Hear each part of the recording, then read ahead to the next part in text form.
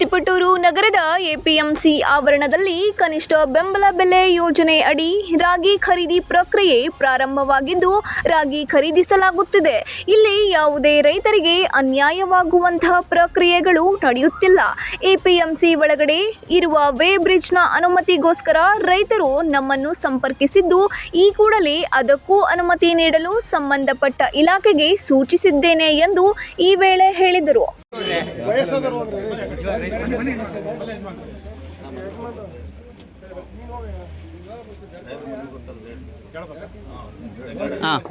ಈ ವೇಳೆ ಮಾತನಾಡಿದ ರೈತರೊಬ್ಬರು, ನಮಗೆ ರಾಗಿ ಖರೀದಿ ಕೇಂದ್ರದ ಹಿಂಭಾಗದಲ್ಲಿ ಇರುವ ವೇ ಬ್ರಿಡ್ಜ್ ಬಳಸಲು ಅನುಮತಿ ನೀಡಬೇಕು. ಖರೀದಿ ಸಂದರ್ಭದಲ್ಲಿ ಪ್ರತಿ ಚೀಲವನ್ನು ಪ್ರತ್ಯೇಕವಾಗಿ ತೂಕ ಮಾಡಲು ಯಾವುದೇ ಸಮಸ್ಯೆ ಇಲ್ಲ.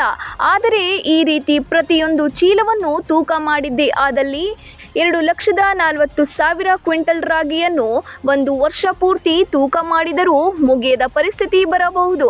ರೈತರು ತಮ್ಮ ತೋಟ, ಹೊಲ, ಮನೆ ಕಾರ್ಯವನ್ನು ಬಿಟ್ಟು ಎಪಿಎಂಸಿ ಅತ್ತ ವರ್ಷವಿಡೀ ಅಲೆದಾಡುವ ಪರಿಸ್ಥಿತಿ ನಿರ್ಮಾಣವಾಗುತ್ತದೆ.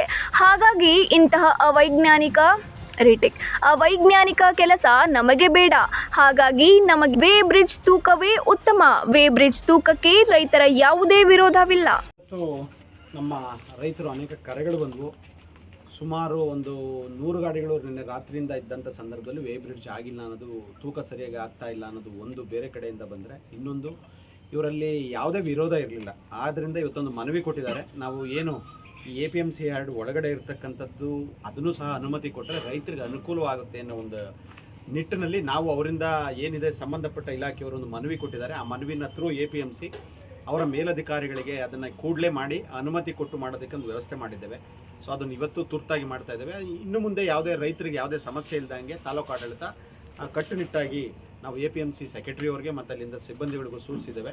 ಸೊ ಸುರಳಿತವಾಗಿ ನಡೆಯುತ್ತೆ ಅಂತ ಸಂದರ್ಭದಲ್ಲಿ ಇಲ್ಲಿ ರೈತರಿಗೆ ಯಾವುದೇ ಮೋಸವಾಗುತ್ತಿಲ್ಲ. ಒಂದು ದಿನಕ್ಕೆ ಸುಮಾರು 40 ಟ್ರ್ಯಾಕ್ಟರ್ ಗಾಡಿಗಳು ರಾಗಿ ಖರೀದಿಗೆ ನೀಡುತ್ತಿವೆ. ಒಂದು ವೇಳೆ ಪ್ರತಿ ಚೀಲವನ್ನು ತೂಕ ಮಾಡಲು ಸುಮಾರು ತಾಲೂಕಿಗೆ 10 ಕೇಂದ್ರಗಳು ಬೇಕಾಗಬಹುದು. ಆದರೆ ತಾಲೂಕಿಗೆ ಒಂದೇ ರಾಗಿ ಖರೀದಿ ಕೇಂದ್ರವನ್ನು ಕೊಟ್ಟಿರುವುದರಿಂದ ವೇ ಬ್ರಿಡ್ಜ್ ಉತ್ತಮ ಎಂದು ರೈತರು ಮಾಧ್ಯಮಕ್ಕೆ ತಿಳಿಸಿದರು. ಮಂಜು ಗುರುಗದಹಳ್ಳಿ, 9 ಲೈವ್ ನ್ಯೂಸ್, ತಿಪಟೂರು.